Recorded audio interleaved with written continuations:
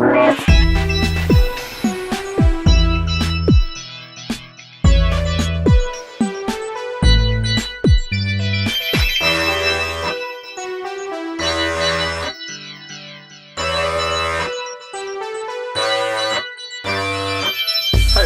from Droid Dog here, and today we're unboxing the Nook Simple Touch, which is basically the third Nook out there, the third complete refresh in the design.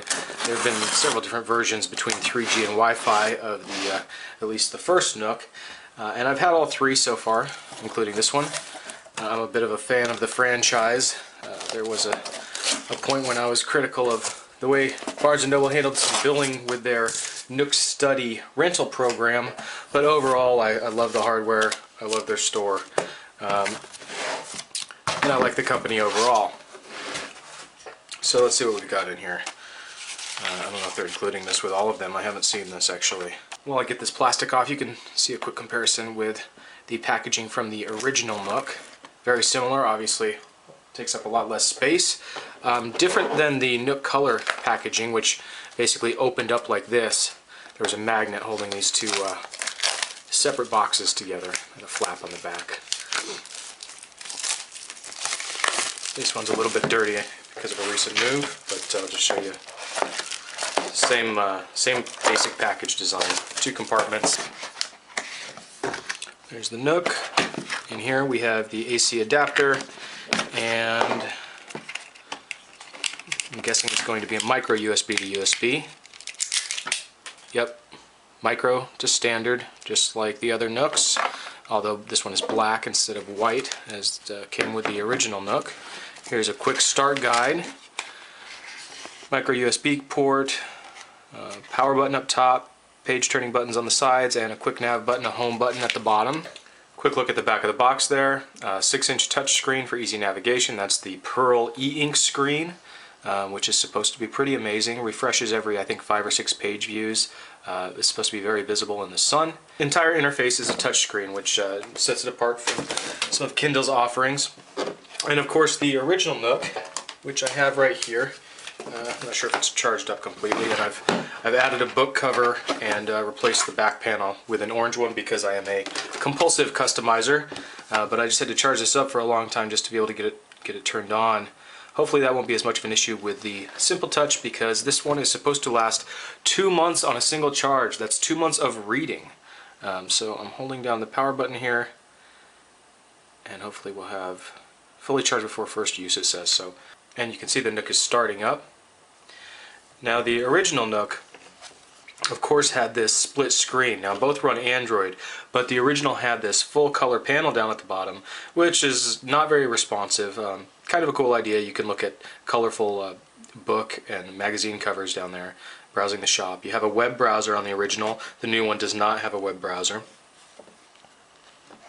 This one also has no 3G option. There's no separate model that has AT&T 3G. There's also no audio jack, and the original Nook down by the micro USB charging port also had an audio jack. You won't find that on the new one. So this is a trimmed down, economical version.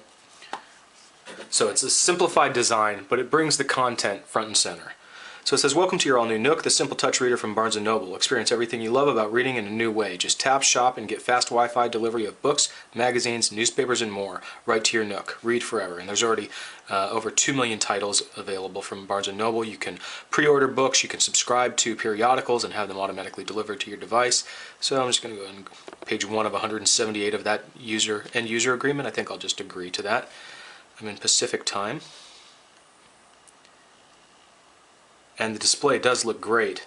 A lot of contrast. And while I can see my fingerprints if I'm looking for them and angling the Nook in the light, I'm not sure I'm going to be able to let you see this.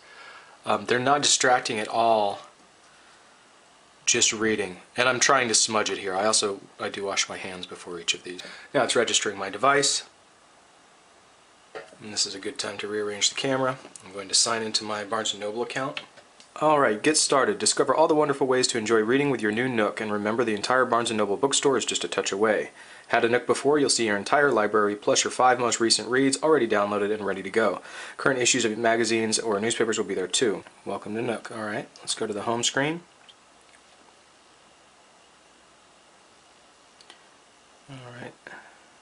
Takes a second to populate, and now you can see some of my titles down below here. Oh no, those are the Barnes & Noble Top 100. See my library. Okay, here we go. So it took me a second to figure this out here. On the library, you page up and down. And you can do that with the buttons on the side as well. And as you can see, contrast is great. Now, none of these titles have been downloaded to this Nook. Let's see, those are samples. Let's see what else I've got here. To Android Stream of Electric Sheep. Let's download that.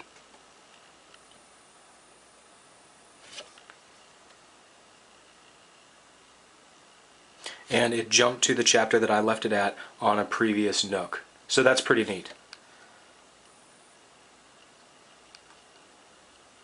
Now you can see it's not, the entire screen is not flickering for each page turn now. It's just fading gradually. And then maybe on this next one it'll flicker again. This one. There we go. So you get, I guess, 6 pages stored up, ready to be displayed, and then it does the refresh, the flicker. But this is very quick. And I'm going to go into one of my books here on the original Nook. So in order to go down through this page, I have to turn on the color display, go down and select the same book, do Android Stream of Electric Sheep.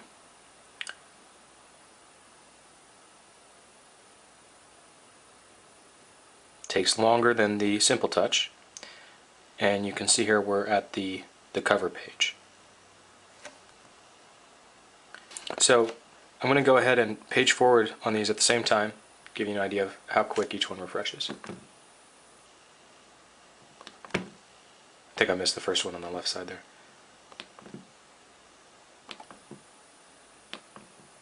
So it looks to be exactly the same.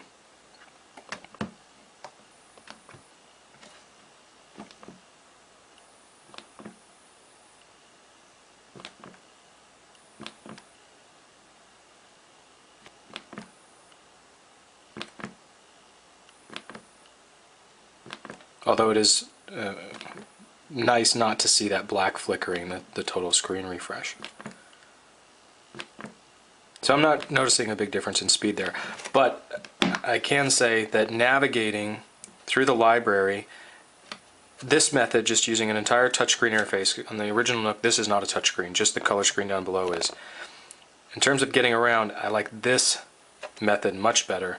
It's much faster, and on this Nook you always have to turn this screen on and off, or you have it set to go to sleep. You have to bring it back up to do navigation through lists and things like that. So already I'm liking this one. In terms of the size, about the same width. It's not as thick, I don't think. No, not as thick. And in terms of height, you've got over 1 inch, I think, of difference there. Going to wake up the Nook, and this is the drag to unlock screen right there. And once we're in the text, if I tap anywhere on the screen, I get my reading tools. Now you can see I can highlight this word, I can add a note, I can share it, and I can look it up. I was not patient there, I didn't need to hit it twice. So there's a dictionary definition of the word. And here are other reading tools. I can go to the table of contents, I can search, I can jump to a page, I can change the way the text is displayed, line spacing, the margins, font size, and there is a tick there for publisher defaults, so you can see it the way that the publisher wants you to see it. And if I hit more, I can go into the ratings, I can archive it, I can share it, I can read reviews, and I can check out related titles. People who bought that book also bought this one. I can go to more by this author, and I can page up and down through those items. Up at the top, you can see my current reading. There's the bookmark tab. I go back into more, you can see a little comment up there. It says share reading and recommendations, invite your friends to be Nook friends. I'm going to clear that, and the notification will go away. My Wi-Fi up there. Battery, time, And actually those just launch the Wi-Fi settings when you tap that area of the screen.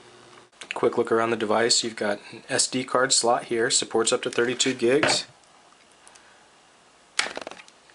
That was a little difficult to get open there. Okay, actually there's no one in there. I have to look into that. Check out the text on the screen for an update on that. On the back you just have this rounded power button.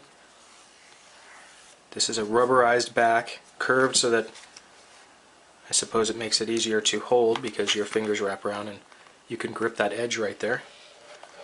On the bottom all you have is the micro USB port and a charging light. And that's all there is to it. This bezel around here is also a rubberized black, maybe bluish black material with a clicky little home button at the bottom.